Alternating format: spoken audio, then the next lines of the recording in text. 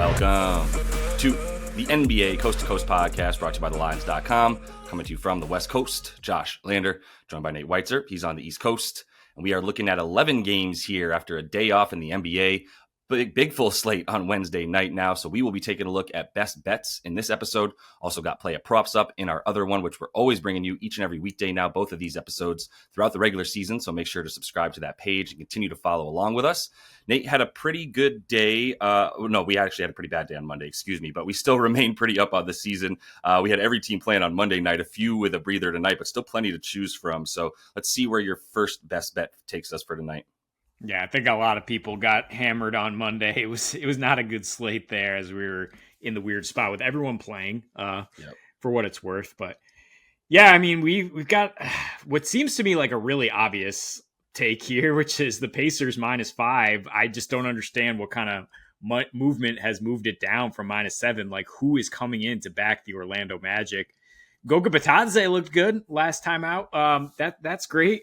Maybe some props for him. But this team is putrid without Paolo Banchero. They're the worst offense in the league by a mile.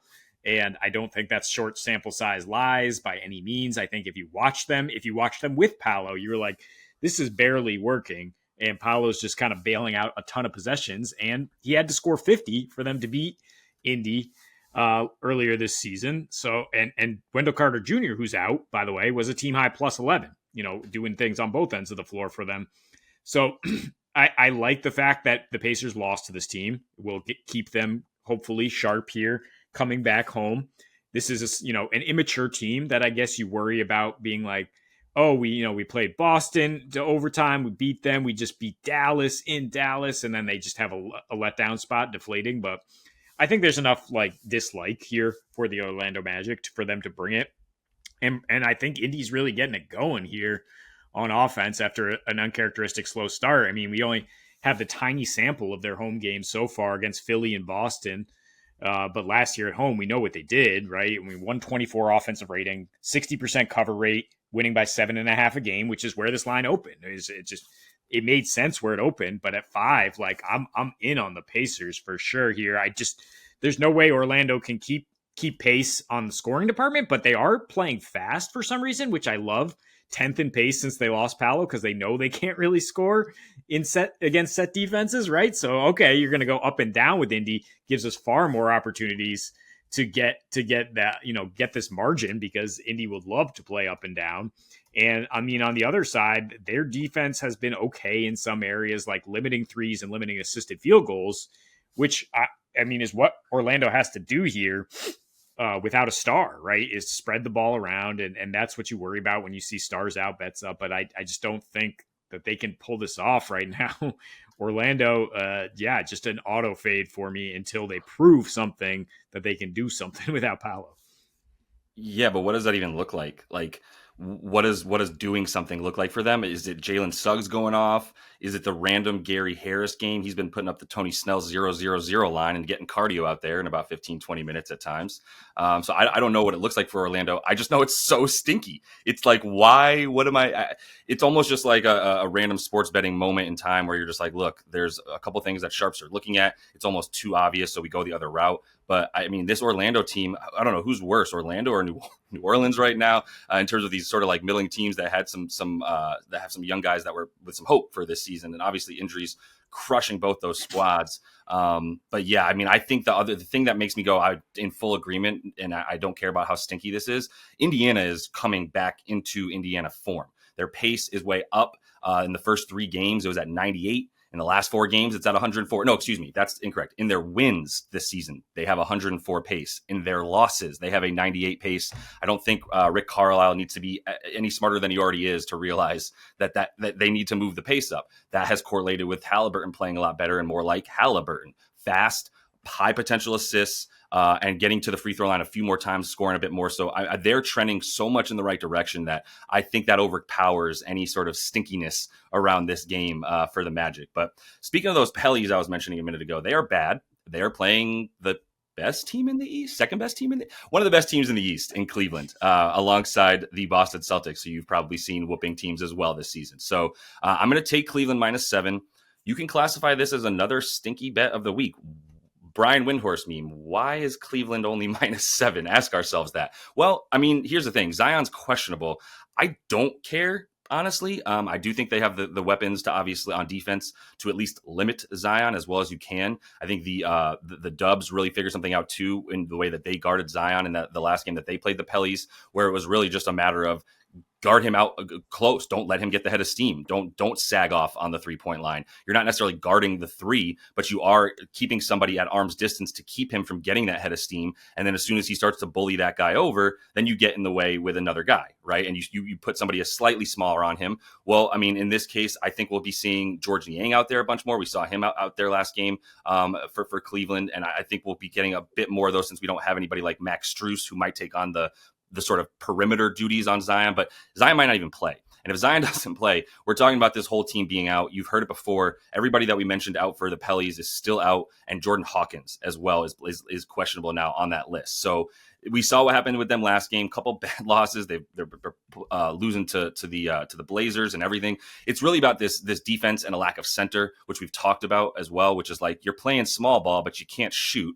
So you need a center. So what's the advantage that you have by not playing a center? So now we're seeing more Yves Missi in there, which is not a matchup that is going to be winning very many times in the rebounding category against guys like Jared Allen and Evan Mobley this season. And shout out Mobley, who is definitely looking really good, but really shout out Kenny Atkinson, who has just changed this team and said, get it and go. Their pace is still up at high at 10th. They're second in offensive rating right now, fifth in D rating. So they're not losing anything on the defensive end with the way that they're finally playing offense way better. The Pellies are allowing the second highest effective field goal percentage in the league. They're allowing the sixth worst rim field goal percentage. So inside of 5 feet, anything you want, you can go ahead and get against this team. As mentioned, they don't have a center. Yves Missi is a good blocker, by the way. He's good at blocking shots, but he's selling out to block shots. So if he doesn't get it, offensive rebounds galore are available, and second chance points, they're giving up the 8th most there. Corner threes. I really love what Kenny Atkinson is doing with this team, which is a little bit more like Luka Doncic style with Donnie Mitchell and Darius Garland, where it's like we're up top, we're driving a ton, we're driving as much as anybody in the league right now, and we're looking to kick off those drives. And the corner three is wide open, and they don't even have Max Strus in there these days right now. So they're relying on a few more Sam Merrill threes and a couple other guys, and it's working. LeVert is also questionable tonight. That does impact the offense and the defense on the second line. He's been a really good big wing defender for them as well since he got there, but I'm not worried about it at all. Last thing I'll say, they're getting it and going. Like I said, the pace is up for them. The transition is up for them. They are the number one team in terms of transition efficiency, points per possession that they're in the transition, and they're in there the 10th most. The Pellies not getting back on defense, 26th in limiting transition points. So there's just advantages in every aspect of the game for Cleveland right now. And I think Kenny Atkinson is a really nice bet for Coach of the Year right now. Yeah, I mean, no, I think this line is correct where it's at. I mean, it hasn't moved like this other one. Yeah. I mean, Cleveland gonna regress at some point. I mean, the 8-0 at this point. That's why I didn't personally bet it. Is like this just seems like a spot they overlook. Maybe New Orleans at home. Maybe it's because the Pacers seemed like an obvious bet in New Orleans, and then they lost. But I mean, that was with Zion kind of going crazy against Pascal Siakam, right? Not Evan Mobley, Jared Allen, right? So the Cavs should be able to hold them down. Like, I definitely expect them to win. I think a money line parlay between these two seemingly obvious favorites is a fine bet here. And then, interestingly enough, the Magic and the Pelicans play each other in 2 nights, so we can auto fade both of them in one way or another. My second pick here, I'm going to go under in the Memphis Lakers game. It's up to 232. It's up 4 points, and maybe it'll keep moving up because people bet overs. People like to picture Ja Morant going crazy. People are thinking Anthony Davis might not play in this game. And then that is why you expect a lot more points. But if you look at the advanced numbers, like at surface, I mean, that's a lot worse for the Lakers offense than it is for their defense. He is 4th in offensive win shares, 33rd in defense. He is just killing it on offense. Obviously, he's leading the league in points per game, and he's 2nd in efficiency behind Jokic. So MVP type season for AD. He's been what they play through every way, and we've talked about the decline of LeBron a little bit, unable to get it going to the basket nearly as much. And then the Lakers are pretty thin in terms of scoring otherwise. Like, I mean, other than Dalton Connect coming off the bench, it's just like, where else are you going to get offense? D'Lo, Austin Reeves are all right, but this is a very high total. And I mean, you're either counting on the Grizzlies getting it going at home, which I wouldn't really count on without Desmond Bane. This offense has looked very clunky. Yeah. They blew up against the Bucks because Ja was able to just abuse Damian Lillard. The Lakers are a little bit better at the point of attack here. I think teams are going to continue to build a wall against Ja. Scottie Pippen Jr. as the secondary playmaker seems to be hitting a bit of a wall in terms of like defenses are figuring him out, turning him over, not giving him assists. I don't trust Zach Edey against any Lakers center, whether AD's in there or not. Triple J, bad numbers against the Lakers recently, and he thinks he's the answer to the offense just by hoisting whenever he gets it. And so I don't really trust this Memphis offense. I think the only way we get to an over is if you get a parade of free throw attempts. And that's certainly possible with these teams. But if you look at the home road splits so far, Memphis, 10th fewest free throws allowed at home versus 25th on the road. Similar splits from Phoenix, which just, played a 214 total with the Lakers at a 96 pace. So I don't think Memphis is flying up and down this much with everything that's on Ja's shoulders with these injuries. I don't think they can, and I don't see him getting enough help on offense to really put up a ton of points here.